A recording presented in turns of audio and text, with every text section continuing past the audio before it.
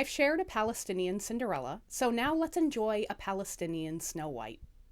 Grab yourself some beers and cover up the kids' ears. It's grown-ass story time with Liz. Bring!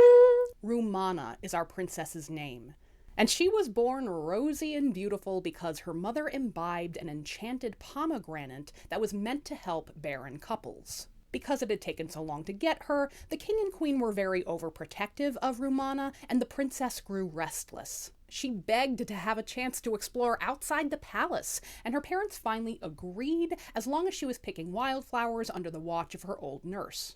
But her nurse fell asleep, and Rummana went far off the beaten path. She wound up horribly lost, and back home her family mourned her. Rummana eventually stumbled upon a small house, and in exchange for the food and shelter she was using, she cooked and cleaned for its inhabitants. But not knowing who they were and their ilk, she hid from them when they got home. The house was owned by a trio of brothers, and when they discovered Rummana, they welcomed her like family. If I may say so, this is wholesome as fuck.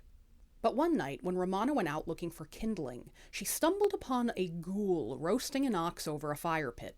Rummana quickly greeted the ghoul, because in Arabic lore, you have to be the one to greet the ghoul first.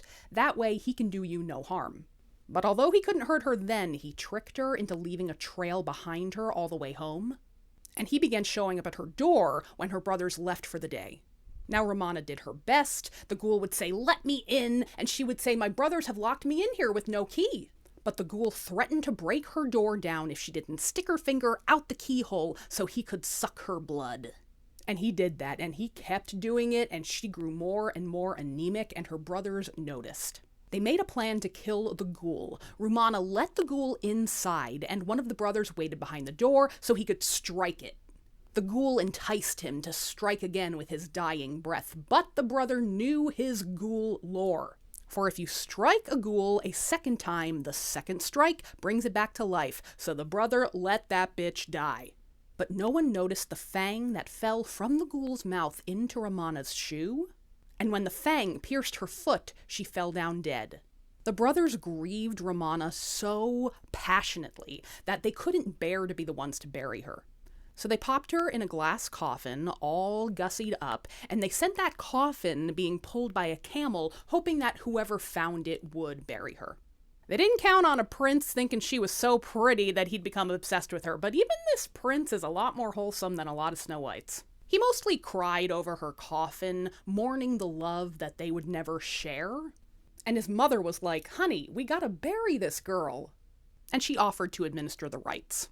As the queen was washing Rummana's body in preparation for the burial, she found the fang in her foot, and once it was removed, Rummana was revived. Rummana and the prince celebrated a happy marriage, and the best part of all is Rummana is reunited both with her brothers as well as her parents. It just goes to show you that Snow White is a wonderful fairy tale, even without problematic dwarf representation, and jealous stepmothers, and princes who want to lay their lips on your corpse.